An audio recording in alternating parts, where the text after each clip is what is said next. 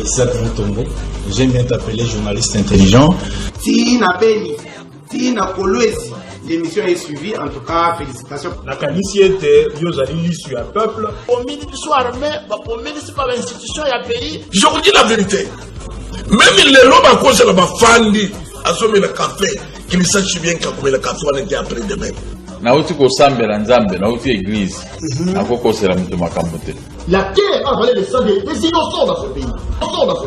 Vous avez dilapidé le compte du trésor pour donner Simbongo à l'État avec autant de légèreté. Mais pas interpeller au pays. Il y a pas preuve.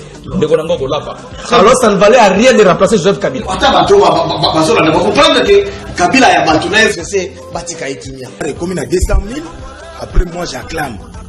Non. Tozo yoka makambo wana yake bango bazosomba kaka mapango ba oya sombi mapango na oya sombi ya minene mikolo nyos bazoboma batu miko donc neti tozana mboka na biso te papa 60 ya pasi ya mawa. Égoïsme. Ils ont travaillé pour eux-mêmes, pour leur famille, mais ils n'ont pas travaillé pour le pays. Na vingi bino na limité pour mon ngai Alexis. To vingi bino na commune ya Matete. Bokoloela monabino balandi ya émission devant les Congolais, balandi ya RTVH, pe ba plateforme nyonso o bozali kolanda biso. Merci na fidélité na bino na émission devant les Congolais pe à la RTVH. Bande ko na ngai boyebinde na episaka bino ete ba actualité politique yango nde nourriture na biso ya chaque jour, ba actualité politique yango eyi ebele. Nini oyo tozali kolobela lelo, tozali bongo na séparation FCC cash. Tokomeka kobeta lisolo na yango ba implication na yango tokolobela yango lelo na émission na biso union sacrée toyoki ndenge kobeta mana gauche à droite toyambi ba politicien likolo na yango kasi tokomeka kobeta yango na moto mosusu oyo toyambi lelo alobela ki biso yango lelo tozongeli lisusu tokobeta lisolo ya oye koleka côté ya Katanga toyoki ngo imunda arrêté mais les mouvements continuent toujours ya ko s'aggraver. Que faut-il faire pour arrêter pour te Congo etika la moko et indivisible? Peut-être que beta moi li solo na oitali église pour te inviter na biso ya lelo azali bongo moko ya bakambi minene ya ba église ya République démocratique du Congo on a pesi déjà mbote moi na Congo mbote na yo. Boni santé na yo. Santé malamu ndamba sungi toza malamu. To pesi nzambe merci wa bateli biso a côté biso na mobu o ya 2021 et belé bakana ki ko kota ngo bakoti yango te. Et boni santé à l'église, la puissance. Non, Nzamba Sungi, santé à malam, Moussa les autres tambola très bien. Tous on a 14 jours de prière, aux dernières semaines, Nabiso, aux Tozokoba.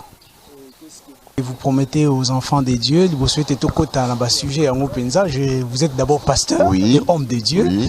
Qu'est-ce que vous promettez na ban Nzambe pour na ba prière au bolance? Na tombeli bango que mbula oyo ezala mbula ya moisson. Toloni na mabondeli na biso, toloni na bambongo na biso, toloni na ta na biso, toloni na ba domaine nyonso, tikete mutu sa lonaka akoma la tango pe akobuka. Yango na tombeli bana Nzambe ki ane oyo ezala ne ya récolte, ezala ne ya moisson na ba vie na bango. Qu'est-ce que vous regrettez na ne oyo to uti kolekisa par rapport ya fonctionnement à l'église la puissance? Non, là on a encore regretté qu'à l'année 2020 c'est un mot très difficile na bana Nzambe nyonso. Personnellement, j'ai passé 6 mois où yo mutu ezaka ko déranger na pena makasi na ken États-Unis malade ezate na yé na mokole ezate na ken HG ezate na ken ba protestant ezate na ken ba coréen ezate na ken États-Unis ezate na ken Europe ezate Nzambe na mawana ye abikisa kingai lelo na za malamu pasi wana motu ekei pe pasi mosuto bungisa ki moko ba pasteur na biso ya Paris na maladi ya corona moi bitumbe belé moi makambo belé le kaki Nzambe azana biso longo. Voilà, merci beaucoup. Je crois que Yamba Kio, pasteur Kiziamina, avant séparation FCC Cage, avant Makambo, actualité politique et comme Komi Lelo, vous nous avez parlé, vous nous avez dit que Sokimbo Kesengeli et Tambola et Lelo, au président de la République Sengela, a une décision courageuse. Après discours, il y a 6 minutes, il y a chef de l'État. Quelle était votre impression par rapport à... Non, je pense que dans le bas qui est mon konzi amboka il faut des décisions courageuses, des décisions impopulaires. oyo bato mosusu bakolinga yango te mais ekozala malamu mpona mboka e ayebaki kozwa décision wana oyo esalaki ke lelo oyo ndenge tovandi makambo ebele échanger parce que ezalaki souhait ya congolais nyonso ke mariage wana ya FCC na cash ekufa parce que ezalaki mariage moko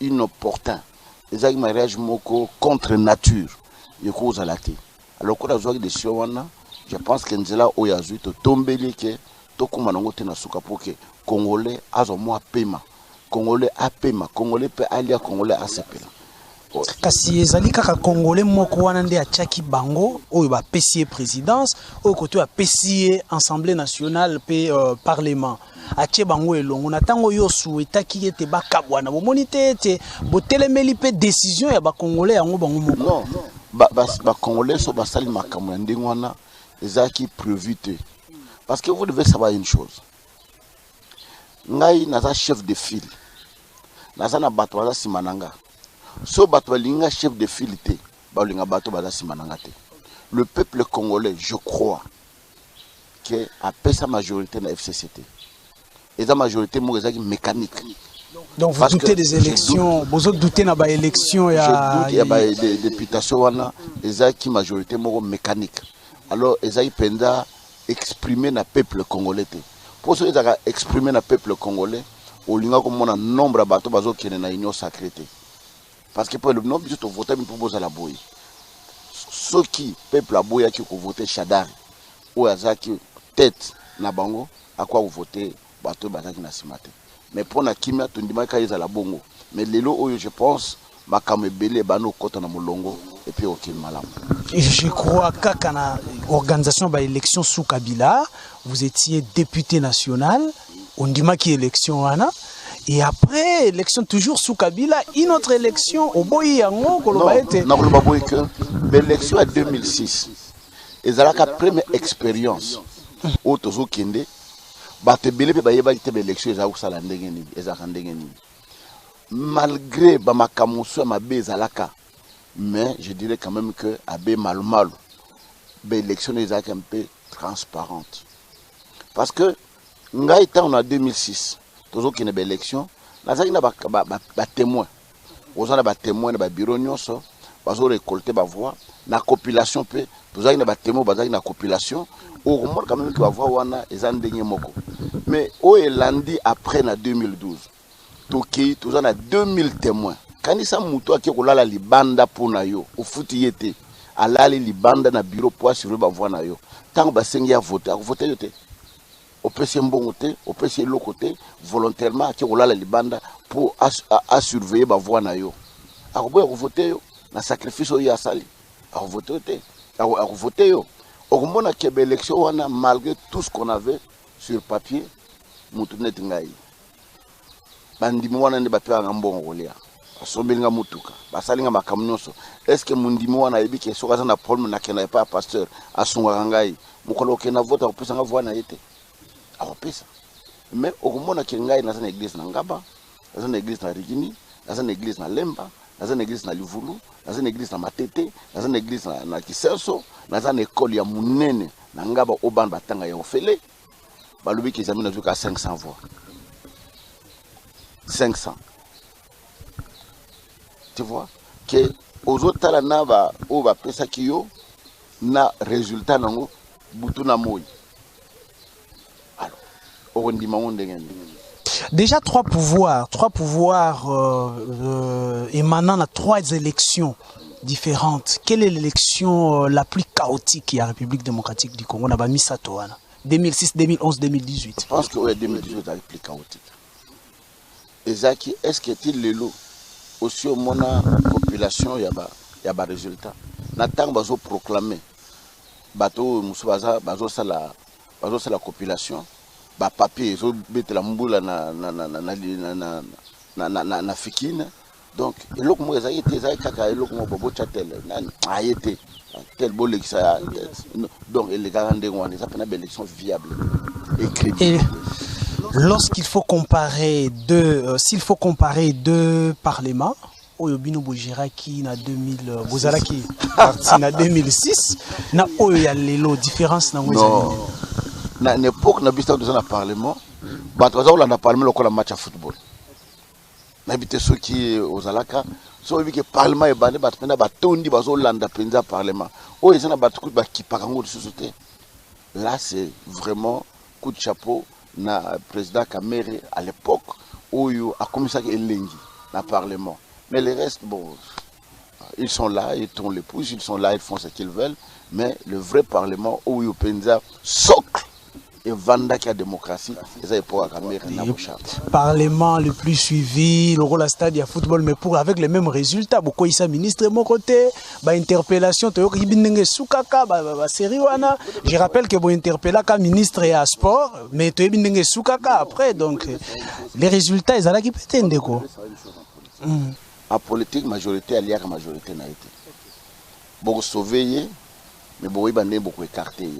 La preuve est que tant que le ministre de parlementaire n'a souka na yango au moins remanié ça le ministre ne se retrouver. Pourquoi? Parce que ceux qui besoin quoi ça le ministre dans la carte de majorité dans le parlement, ça démontre que vous n'avez pas la majorité. Net lelo oyo. Est-ce que vous direz que FCC a la majorité oyo président et assemblée bureau mobimba et quoi et l'axe a une facilité pour dire que la majorité était. Mais quand vous avez la majorité en politique, vous sauvez Moutounabino, mais vous punirez autrement. Vous humiliez, la likamou à sali, vous salangote, ndenge sengelami, parce que aujourd'hui tout le monde, mais pas comme la majorité ndenge Moutouna quoi. Vous sauvez après vous non, vous sauvez même moi quand elle se sauve, ils ont et ce qui a été fait.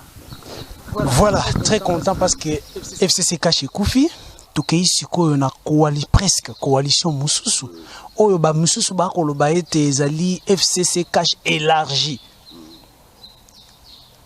vision ni nozali na yango na coalition oyo gouvernementale te kasi coalition na niveau ya parlement pour na majorité parlementaire oyo ba bengi union sacrée. Je pense que beaucoup na lobi union sacrée de la nation ezali coalition te mais ba congolais ba sangani pour ba bimisa mboko na ghetto ba bimisa mboko na kata situation oyo yé azana yango donc ezali majorité moko te ke mécanique oui majorité moko boya parti moko boya songolo tous les congolais se sont unis pour que crise tout ça nango to bima et la vraie majorité tout le monde en 2023 tant qu'on a une élection on verra quels sont les partis qui sont majoritaires mais pour le moment comme je vous avais dit comme les majorité mécanique au monde ndenge panzani Panzani et Mokonzamboka a sangisi bango poto bimsambo na geto to kota na kat na Christ to sangana to bimsa mboka na kat na libulo to zali. Les mêmes causes produisant les mêmes effets toza ko retrouver ba acteur moko bazalaki na FCC cash to moni bango lisusu lelo ko intégrer union sacrée ko bangisa yote. Oui, je pense que moi ko bangi ko kozala. Mais on a toujours dit que ce ne sont que les imbéciles qui ne changent pas. Et bande quoi na bazali koya Bazaba Congolais. Il faut reconnaître Berer Basalaki. Est-ce qu'il y a une mboka ekomaki lelo oyo bakoki ko changer bakutoko pisa bango seconde chance mais ce qui va changer te 2023 ezo la bango ba oya ka libosa peuple ka wana moko pour solliciter suffrage na bango et peuple a sanctionné. Peuple a sanctionné FCC c'est jetant oyo qui déjà na kati ya union sacrée Mobulu moko yuti ko makala mingi te awa Katumbi Bemba Jean-Marc Kabundo nini combat ya ba poste bakomi ko wela ba poste est-ce que ça inspire encore confiance? Non, non le baboy que na politique chacun vit avec ses ambitions mais l'ambition il faut la gérer dans Mokonzi. Alors je pense que Mokonzi Nabiso ou Azalelo président de la République a eu ko gérer les ambitions des uns et des autres. Nabanda on problème les alagati. Ah on a mis pour nous pour ngala linga lelo lambela matembele. Ah pour la nini tomuso na linga ki otumbo lambia on donc partout pas problème les alaka mais il faut que yeba neko résoudre ba problème au ezakat nabino et c'est ce qu'on est en train de faire aujourd'hui. Et s'il faut vous remettre dans votre peau, il y a serviteur de Dieu, quelle est la contribution de l'église dans l'union sacrée? Je pense aussi bien que l'Église étant en dehors de la situation politique, contribution bien au bon de là était Kimia et quand on a 4 Namboka, participation na biso, bien loko toko pesa, ils allaient ba conseil des uns des autres, auto kutana na bango, ko sona bango, après bango conseil, ya ko yebisa bango, botala d'abord intérêt ya peuple congolais. Peuple oyo pesa bino bokondi, peuple wa tomboli bino, bon me réfléchir ne sikawana. Et je crois aussi que le président de la République, il a des conseils spirituels et il est entouré de beaucoup de pasteurs qui sont tout autour de lui. Et je crois aussi que Bandekwana va solo la kanaye, va faire des conseils, va sembler la raponaye pour que Mboko na biso bimana karkan o tozali. Est-ce que vous vous sentez intéressé de l'union dans cette histoire d'union sacrée? Je fais partie parce que parti nangaye c'est l'alliance na FDCA où le président Bati est là d'office que nous devons être dans l'union sacrée. Et s'il faut apporter quelques conseils, quels sont les conseils que vous donnerez au chef de l'État pour la réussite de l'union sacrée? Zala Lisusu, partage ya pouvoir, ya ba politicien. Oui, on a ces conseils que Alan va flatter. Il faut intime conviction naïe. Ayeba nan accomplir sa responsabilité dans le salawa. Alan va flatter. Alan va dialolicité, mais Atala qui est capable, qui ne l'est pas, et qu'est-ce qu'il pourra apporter? Parce que il ne lui reste que 2 ans. Parce que la dernière année, c'est l'année électorale. Il y a 2 ans. Alors, on a 2 ans où il faut bosser dur pour que le peuple ait quand même le souvenir. Il y a Atamuke, il y a Makambo, il y a Sali. Les 2 ans qui sont passés, Congolais nous savons que non, ils ont un blocage, ils ont un Kanate, ils ont un Soana, ils ont un Makambo Ebele. Et d'ailleurs, ils ont passé 8 mois sans gouvernement. Kagab, oh non, Boyete, Premier ministre, Wanate, Ebosala Boy, 8 mois sans gouvernement. Et dans Mouké, on va travailler, il y a toujours eu des blocages. Maintenant, on a eu que 2 ans au Etikali, il y a une année électorale. Il doit travailler au four et au moulin pour que Atika et Lembo, peuple congolais, se souviennent. Il doit travailler, mais par rapport à temps au Etikali, nous devons plus miser sur la priorité. Quel est le secteur priorité des prioritaires? Oyo Sengeli, chef de l'État, à Simba pour déclencher le développement. Santé est prioritaire, éducation est prioritaire, social est prioritaire. Donc, tout est prioritaire parce que le Congo, c'est le plus grand chantier qui peut exister au monde. Ils ont le Kolanda comme moi, la priorité, c'est la fenêtre, les carreaux, la porte, les bêtes. Donc, tout est prioritaire. Mais, d'abord social, le peuple congolais, Asima social, après Total Oyo Etikali. Après Total Oyo Etikali, et quelle est votre crainte? Crainte nanga ezali que bandeko va pousser une peine à la sincérité. Base à la sincérité, base à l'honnêteté, base à la loyauté, crainte nanga yangoana. Mais s'ils sont sincères, ils sont loyaux, donc ils sont loyaux, je dirais. Donc beaucoup de monde a que makambo kotambola malamu. Voilà, nakati ya ba élection misatu oyo esalami en République démocratique du Congo, ya liboso ezalaki nganga nzambe moko na kombo ya Abbé Malumalu, vous l'avez cité ici. Yami Balé Tokei ezalaki Corneille Nanga, toyeko mona comment Yami Balé ezalaki ndeko Ngoi Mulunda nganga nzambe mosusu, toyeko suka na oyo ya Corneille Nanga. Kasi moko nakati na bango nganga nzambe lokola bino toyoki ba déclaration na ye à partir ya Katanga oyo ezali ko brûler mboka. Boni bino banganga nzambe bokoti pe na logique wana ya ko brûler République démocratique du Congo. Nakolo baboy que d'abord ba propos na ye tozali ko condamner yango. Attaque basali ya nzambe tozali bato yo komema kimia. Na attaque musali na nzambe na kat na musali na nzambe ekolo ezalaka te. Parce que la Bible dit, nous n'avons pas une cité permanente ici. Cité Nabiso Zanalola. Et puis, pas dans un Nabiso Bananaye. Alors, à la division T. Que non, Katanga, Boye, Bandundu, Bakongo, je ne sais pas, et ainsi de suite. Il faut tomber ma parole, il y a Kimia, il y a Bomoko, il y a division Wanate. Je sais que dérapage est là, mais il y a un niveau Wanate, il était parti trop loin. Il est parti trop loin et aujourd'hui, il est aux arrêts. nini boza ko conseiller na bakonzi ya mboka na Itali Ngoi Mulunda? Notre conseil, il faut bailler la motivation de Zakinin. Qu'est-ce qui s'est passé? Il n'est pas dit. D'abord, vous savez, en droit, le pardon n'existe pas. En droit, c'est la réparation. Au bébé, si vous avez bateau, on a pardon, vieux limbi sanga non. Réparer, il faut zongi sango na état ou en goizalati. Et l'autre, on va que bakondi la justice, pas l'andelango, et bailler nimba kousana tinana. Voilà, je rappelle que vous allez payer parmi vos études, vous allez payer études, vous allez payer tali marambo ya droit. La salle droit, la salle politique. Voilà, sciences politiques et droit, ça va déjà malam pona motuna o yangai. Le bureau d'âge, ils allaient déjà kosala mosala na yango. Kasi bakoloba lelo ete bureau d'âge et Buki Mobeko pour être comme occupé makambo o yango esengela ki équipé te. Mission principale d'Ayango Ezalaki, élection et bureau définitif. Vous êtes passé par l'Assemblée nationale, vous avez une formation en droit, boni au kosa la analyse, il y a gestion, il y a Assemblée nationale par le bureau d'âge, il y a Mbosso. D'abord, bureau d'âge et Yaka, dans le moment où le bureau nous s'est-allé, il y a Rokoya. Tant que le bureau est Kouyi, Baroloka, qui est le plus âgé. Ndenge to salaka na bureau provisoire. Pour nous construire bureau provisoire, bazoaka muto aza les plus âgés, aza la président et bazoa de Benjamin oyo ba accompagner na bureau provisoire. Na bureau d'âge pe izaka ndenge wana.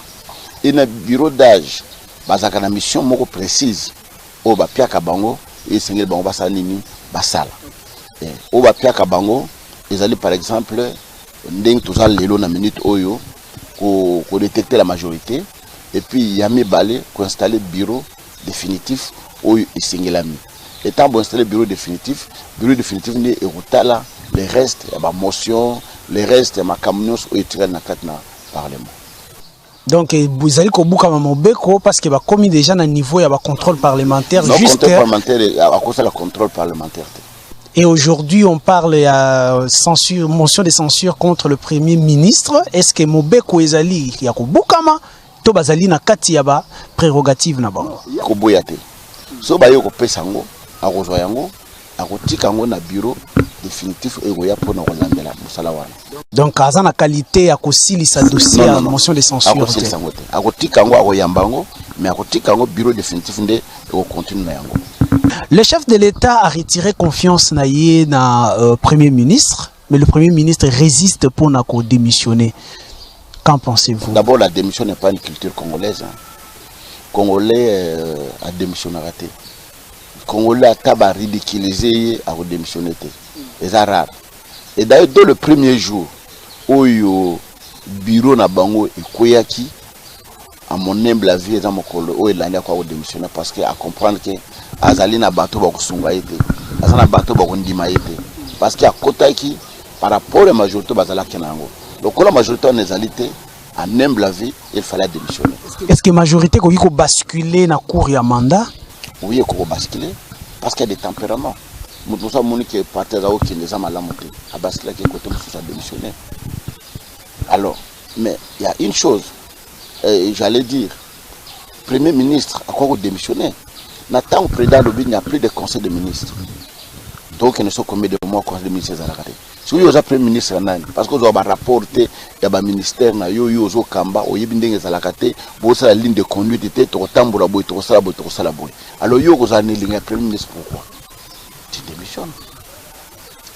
Kasi touché par une motion de censure, Tomoni Premier ministre ko kima mbango na katanga pona ko kutana na ndeko Joseph Kabila. Okomona tete Joseph Kabila liboko na ezali kaka na pouvoir ya République démocratique du Congo. Parce qu'il est katangé, famille eza kuna, ako voyager que la famille qui makamususu. Rien ne prouve que kuna na Kabila parce que muta moni image Kabila ya mi azate. C'est des spéculations. Biso to ebeke aki Lubumbashi, soit que la famille na ye, soit que ba soins médicaux, soit que makamususu ye, soit que papa Kabila, mais vous devez savoir, c'est celui qui tient le but qui a le pouvoir. Oya Sinyaka, il a le pouvoir. Pour le moment, vous conduisez les maboka nani, la présidente Tshisekedi. Tant que le conseil des ministres les alités, Kabila a conseil des ministres, Kabila a décidé autrement. Donc, il fallait y azonga pour répondre à monsieur Asensio. Lorsque vous regardez, vous observez un peu Félix Tshisekedi, les pouvoirs d'aujourd'hui, et Joseph Kabila hier, quelle différence faites-vous de la gestion de Kabila et de Félix Tshisekedi? La différence. La première des choses, je dirais, Kabila c'est qui mauvais penza en soi, mais il était vraiment très très mal entouré. Moi j'ai eu la chance de rencontrer en deux le président Kabila, je crois 3 fois. Moko Nanda Kunena Jalem en 2006, Mibale na Kingakati, non, Moko na Kingakati, Moko na bureau na ya palais de la nation. Mais un jour je lui avais dit une chose, président, il faut faire trop attention. Parce que vous allez entourer dans Corbillard. Corbillard, ce que je suis bembé, et que dans la cimetière de Tiki, il y a Zongi. Et je crains que bateau tout autour un jour, et je lui ai parlé clairement disant, au moins le bateau va travailler dans Mobutu. Batiki bembé Mobutu na Maroc, bango bazonga lelo bazana kata pouvoir. Faut faire trop attention. Tout solo il trouve au solo là, la bimage na kendeki.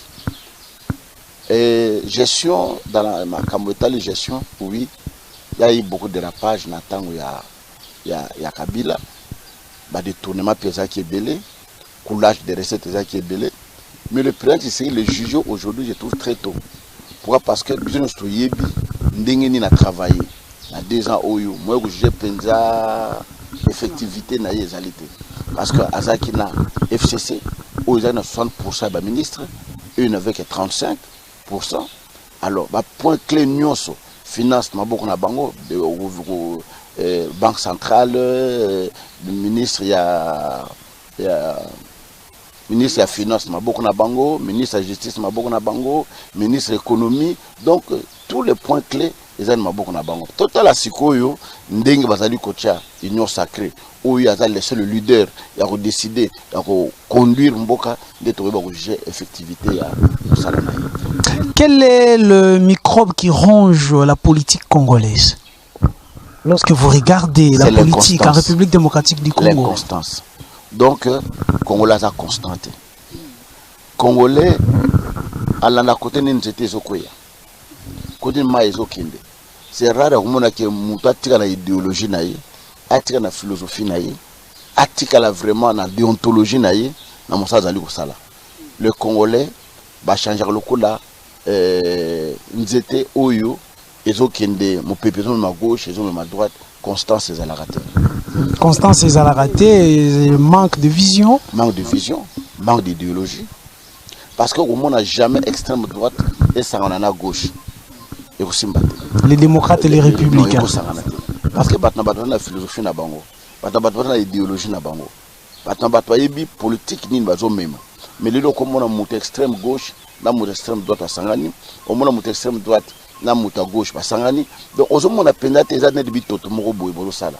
Parce que c'est dans la fonction, il va partir la bangonde pour yeba, biso attaque bata droite, tout ça ba socialiste, to lingaboy, biso attaque ba communiste, to lingaboy, biso attaque ba démocrate, to lingaboy. Mais ce au sangisi, ba socialiste, na ba par exemple ba républicain, aussi matin.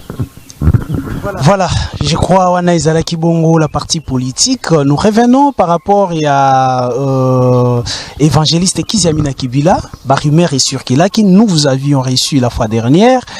Lélo, nous en sommes avec cette histoire. Il y a évangéliste Kiziamina Kibila. Problème Azalaki Nangona Bandeko, Nandeko Kabundi Walesa. C'est un problème qui est clos. C'est un problème qui est clos parce que tout le monde a vu. Tout le monde a vu mon innocence, tout le monde a vu que c'était un problème qui était monté. Et à telle enseigne que Moutalo Bilango sur la télévision, Morote Balek, ça a sous témoignage. Donc voilà, c'est tout. Je n'ai pas voulu aller plus loin. Il faut que la Moutumoronde n'ait doublé. Ça n'a pas poto, je montre noir sur blanc. Et heureusement que au côté de Mboka Mobo, il caché, Bimina Mboka Boy, caché, Boy, moi, tricher en réalité. Moi, pour changer en réalité. Et ce qui a joué mon noir sur blanc, qu'on a bien en 2016, on a 2017. bon bali en 2007 na décembre ngana bima depuis mois de mai na yo en février 2017 et au salman ndenge nini lokwana et puis place ngo bozo bobo kini ngana commandant pété na yebi yango te. Alors il y avait beaucoup de choses qui montraient que les agues l'ont monté puis on a laissé tomber. Parce que qui réputation il y a Bassali Nzambe paye à l'église congolaise. Comment est-ce que Bossali peut réparer et l'okwana et zonga li sous-souté? Parce que le monsieur qui a fait ça, ce qui par exemple Bopinir y était ou encore sanction mon côté, demain il y aura encore une autre personne à Rosala Yango et ça sera encore, ça va encore se reproduire. Mon humble avis, celui qui jouait la médiation était le pasteur Godin Poy, à qui on avait demandé d'aller voir l'autre partie, Otokutana, tout ça, la moi émission ensemble, pour nous rouler là-bas, que c'est des choses qui n'étaient pas vraies. Mais jusque-là, je n'ai jamais eu de répondant. Au Conseil des églises des réveils, nous en sommes où aujourd'hui? Nous évoluons très bien. Les samedis, on était en réunion avec tous les présidents de commissions, de toutes les plateformes, la présidente, les secrétaires généraux, ça évolue très très bien. À quand la nouvelle élection pour les nouveaux dirigeants? Non, nous, on a la plateforme tous en haut. Donc, nous avons le président, tant que celui-ci, président Godin Poyazui, celui qui a celui-ci, plateforme sur la objectif na yango ezalaka nini parce que to ebi te bosuka toujours élection ya malonda bosuka toujours les politiques commencent à utiliser ces organisations. Aujourd'hui le but na bino au conseil ezalaka nini? But na biso ezali kunir ba église. Oui, ko réunir ba église. But na biso ezali organiser ba église et puis unité ba église kat na mboka na biso. Avoir une interface. Vous avez l'interface à l'État. C'est comme ça au monde qui est au conseil, au monde a n'importe qui parle au nom du haut conseil. Nous avons celui qui est l'autorité, qui parle au nom du haut conseil. Même il y a une invitation, on adresse l'invitation na président et si vous êtes intéressé, à Webi Sabino, si vous pouvez Bayambi, à rendre bino compte de ma communauté basolo laki. C'est différent na bande comme ça. Kasi problème ezako se poser dans la République démocratique du Congo na ba organisation ya ba église ezali et vous na kati na bino. Il y a certains pasteurs qui se méconduisent. Et n'attend pas se méconduire sanction ezalité. Vous n'avez pas le pouvoir peut-être à sanctionner bango. Qu'est-ce que vous faites dans nouveau au conseil pour la loi ba organisation mususuté et ça ko réunir ba pasteur mais pour na ça ko laver image ya église ba sanction ezalaraté. Non, vous devez savoir une chose. Le Congo est un État laïque. Il a défini comme ça l'église de réveil. Toute église qui n'est ni catholique, ni protestant, ni kimbangis, ni orthodoxe, ni musulmane sont appelées église de réveil. Ça dit que les lots, Batabundia Congo, l'église de réveil, c'est une définition, Oyo, ça. Bato ya Taonda, babenga bongo église de réveil, bosenga biso que nous sanctionnons qu'on a Taonda sur makambo ezali. D'où même biso moko to benga église de réveil, moto na personnalité juridique na ye, moto na statut na ye. Ezana bato baza kuna na katite. Alors tant on doit sanctionner moto, on doit se référer na base légale nini ou you pour sanctionner. C'est que tu as organisation parce que nous avons des pasteurs qui violent. Nous avons des pasteurs qui font de nous avons maintenant notre organisation. Ceux qui sont membres au conseil, ça sert pour mais nous sommes membres na bino pour sanctionner pour l'année parce que il fait part il y a statut et règlement d'ordre intérieur na biso. Mais ceux qui ne sont pas dans notre association, donc punir. Moi je parle, il y a au conseil, je ne parle pas des églises en général. Je parle de la manière dont vous avez organisé la sanction et les cacanes. Comment on fait pour respecter mon bec? Non, chez nous, quand quelqu'un viole un des articles, ils ont un règlement de l'intérieur, on les sanctionne. Mais jusque-là, on n'a pas encore eu quelqu'un qui a fait des dérapages niveau au conseil pour te sanctionner. Et aujourd'hui, l'autre organisation, je rappelle qu'aux alliés cofondateurs, il y a RSC. Oui. Donc ceux qui RSC à Salima Mabé, nous voyons aussi l'évangéliste. Quand j'ai démissionné, ça fait maintenant, depuis 2007, dans la RSC, aujourd'hui c'est 14 ans. Si je ne m'abuse pas. 14 ans. D'ailleurs, je vous ai toujours dit, nous avons la RSC. statut, règlement d'ordre intérieur, ma communauté, Coco Tsango pour F92 dans le ministère de la Justice. C'est moi qui ai introduit, c'est moi qui ai payé. Mais après tant total marche n'engaki okende, na mona qui marche on ezaki malamuté. À plusieurs fois, na yaki kolobela totambula boité, tokende boité, personne n'avait voulu comprendre. Alors lorsqu'on a linga ba quoi que na linga peu place oyo mobulu ezamingité, j'ai dit je préfère me retirer. Et je me suis retiré dans la plateforme dans Salaki SPC. Nous avons évolué. Et tant évolué, dans ce moment-là, le pasteur Mokonete là-bas, comme provincial de la ville à Kinshasa, il s'est retiré à Salameknaye. Le pasteur Tripogé, qui était là aussi, s'est retiré. Le pasteur Ejiba s'est retiré. Et tous les pasteurs se sont retirés.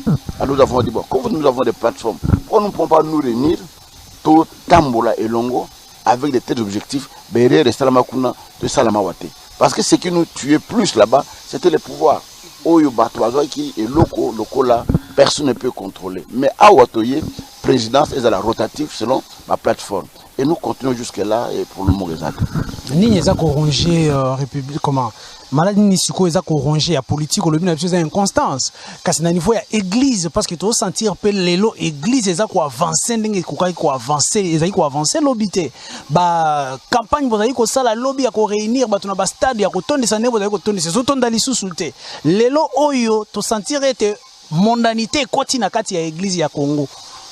Nini eza ko ronger église ya Congo. L'église ya Congo est comme au niveau ya puberté.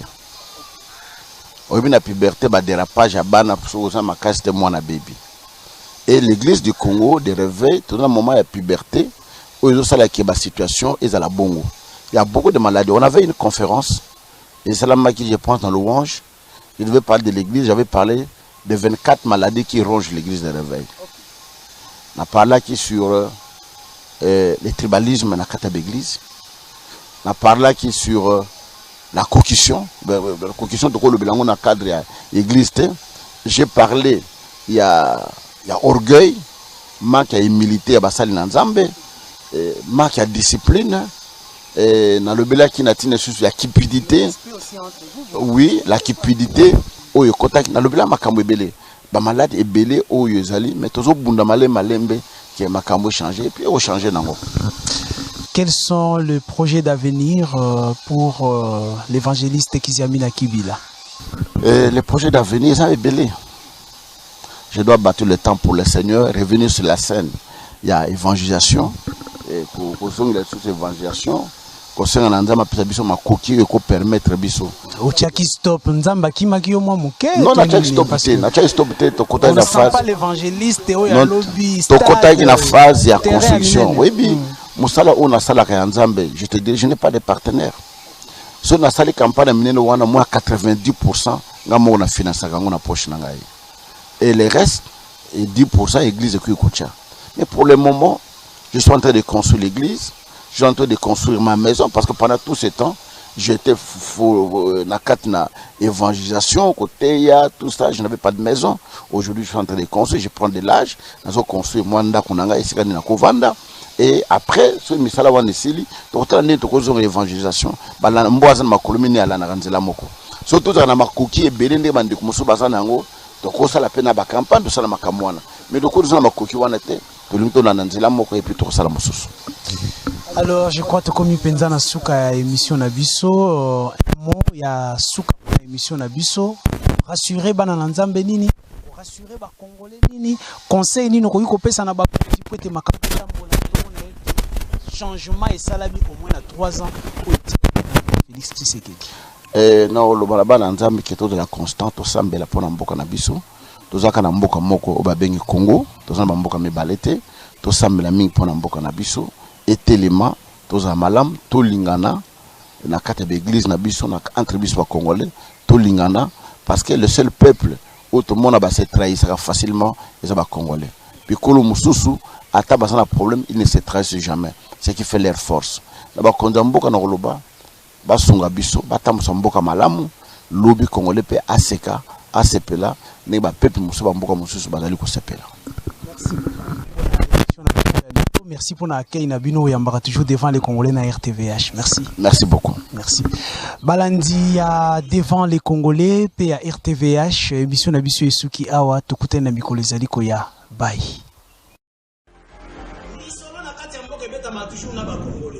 Isaac Mutombo, j'aime bien t'appeler journaliste intelligent. Si na Beni, si na Kolwezi, l'émission est suivie. En tout cas, félicitations. La qualité vous allez l'issue à peuple. Au ministre soit armé, au ministre par l'institution et à pays. Je vous dis la vérité. Même les lobes à cause de la fandi, à sommer le café, qu'ils sachent bien qu'à le café, on était après demain. Nauti kosambela nzambe nauti église akokosela mutu makambo te. La terre a volé le sang des innocents dans ce pays. Vous avez dilapidé le compte du trésor Bobini Simbo et à l'État avec autant de légèreté. Mais pas interpellé au pays. Il y a pas preuve. Ndekonango kolapa. Alors ça ne valait à rien de remplacer Joseph Kabila. Bazola ne va comprendre que Kabila ya Batunaise c'est Batika Etimia.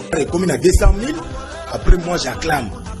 Non. Tozo yoka makambo wana yake bango bazosomba kaka mapango ba oya sombi mapango na oya sombi ya minene mikolo nyonso bazoboma bato mikodongo neti tozana mboka na biso te papa 60 ya pasi ya maua. Égoïsme.